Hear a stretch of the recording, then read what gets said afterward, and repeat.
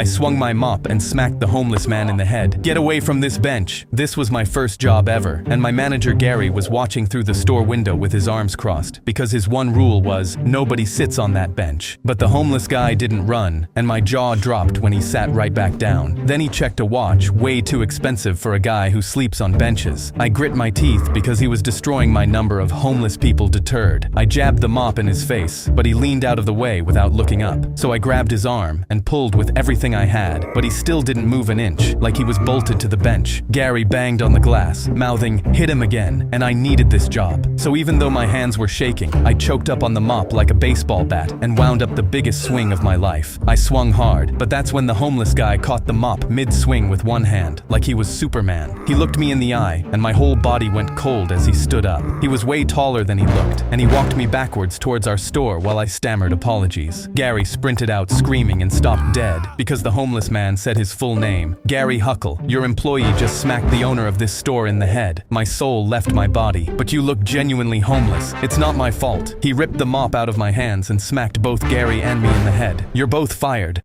A kid pointed at my crossed eyes and screamed, "If anything hits you right now, they'll stick like that forever." I laughed and shook my head because I was determined to keep my reputation as the funniest class clown in school history. So I responded with, "Nah," and I smacked myself upside the head to prove him wrong. Except when I tried to uncross them, it didn't work. Wait a second. I was about to run to the bathroom when Miss Lally walked in, and my heart started pounding with adrenaline because last time I saw her, she told me if I made another joke, she'd expel me. She set her bag down slowly. "We are not doing this today. Fix your face, now." The entire class were biting their nails to see what would happen next, and I felt my throat close with anxiety. "I can't. My eyes won't uncross." I started crying uncontrollably, because the one time I wasn't joking, it looked like I was trying my best material. Then she held up her phone. "Uncross them now, or I call the principal and you're gone." The same kid from earlier shot out of his seat. "He's not faking. My mom says there's no—" She pointed at his chair without looking. "Your mom is not a doctor. Sit." Then she dialed, and I buried my head in my hands. I needed the ambulance, not the principal.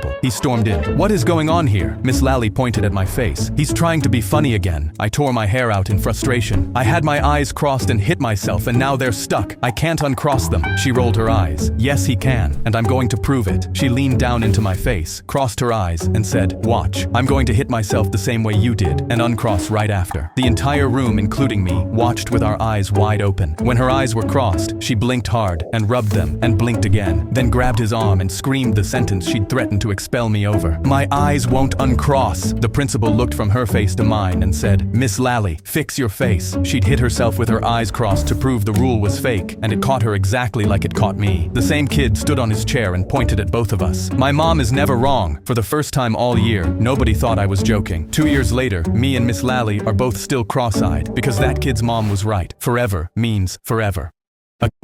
Another night, My friend and I were about to take our seats at the sumo match when a staff member grabbed my arm. "You're up next. Why aren't you dressed?" My heart dropped, because I've been bullied all my life for my size, and now I was being mistaken for a sumo wrestler. "Sir, I think you've got the wrong," but my friend cut in, pointing right at me. "Yeah, that's your guy. Let's get him ready." My jaw dropped. He'd set me up, and before I could argue, the staff member dragged me backstage while I mumbled a prayer, hoping I'd survive. They shoved me into a mawashi, the giant diaper-looking belt, and pushed me toward the ring. That's when he stepped out of the shadows. My opponent was 2 of me stacked together, thighs thicker than my whole body, and my stomach dropped. I grabbed my friend's shirt. "I can't do this, bro. I know I'm fat, but he's built different." He gripped my shoulders. "Dude, have a little confidence for once." Then he shoved me in, and the crowd roared as the sumo cracked his neck and locked eyes with me. A bell rang, and he charged, slamming into me so hard the air left my lungs, then grabbed my belt and shoved me toward the edge. My feet slid across the clay, and then he lifted me off my feet and slammed me onto my back. Pain shot up my spine as the crowd gasped. I lay there staring up at his belly rolls as he raised his body to finish me. My whole body froze, and so did my friend. I thought I was about to die with a naked man on top of me, but I couldn't let that happen. So right as he came down, I braced my legs out of fear and shoved into him with everything I had. When I opened my eyes, the sumo was flat on his back outside the ring, and the crowd went berserk. I'd won, and my friend sprinted out screaming. For the first time in my life, people were cheering for the thing I'd been bullied for, and my size had made me a hero. But before I could soak it in, a fat man shoved through the crowd and pointed at me. "I'm the real wrestler. Who is this imposter?" The staff pushed me out of the ring as the real wrestler took his place. But I stayed smiling, because they took my win, but they gave me my confidence. I had only taken 3 steps into the abandoned house when the door slammed behind me and a horrifying figure appeared at the top of the stairs. I covered a scream before it could leave my mouth and ducked behind a piano in the entry hall. I had doubted everyone who had ever claimed to have seen the woman in white walking the halls of this crumbling house. Now I was meeting her face to face. I peeked over the piano. As soon as I did, she spotted me and started moving down the steps. The legend said that if you just stood your ground, she wouldn't go further than the staircase. Working against every instinct I had, I stood up from behind the piano to face the woman in white. We locked eyes as she hit the bottom step. My guts were twisting in fear. Then she raised a long bony finger and said, "You've come back to me." Then she took another step. She was past the staircase and coming toward me. I bolted from my spot and tried the door. It wouldn't budge. She was still slowly moving towards me, so I ran into a side room. It was a dead end. The woman in white walked into the entryway and said again, "You've come back to me." I was cornered, my body locked up in terror. As she approached me, she stretched out her hand. This is it, I thought. Killed by a ghost I didn't even believe in. I felt the dusty cold palm touch my face. Just then, every room in the house lit up and I screamed for my life. I was alive, and there was a young woman standing in the doorway with her hand on the light switch. "What the hell did you do to my mom?" she shouted at me. I looked down. The woman in white was laying at my feet. This wasn't a ghost. This was a human woman, but she wasn't breathing. She was stone dead. The younger woman walked closer before stopping cold in her tracks. She looked me up and down. You look just like my father." She pulled a picture off the wall and held it up to me. It was like looking in the mirror. "He died at war, and after my mother got Alzheimer's, she wandered the house in her wedding dress, waiting for him to come back to her. She's been hanging on in misery for so many years. I think touching you helped her finally move on. Now you've given her peace." I walked out of that house still not believing in ghosts, but maybe believing in fate.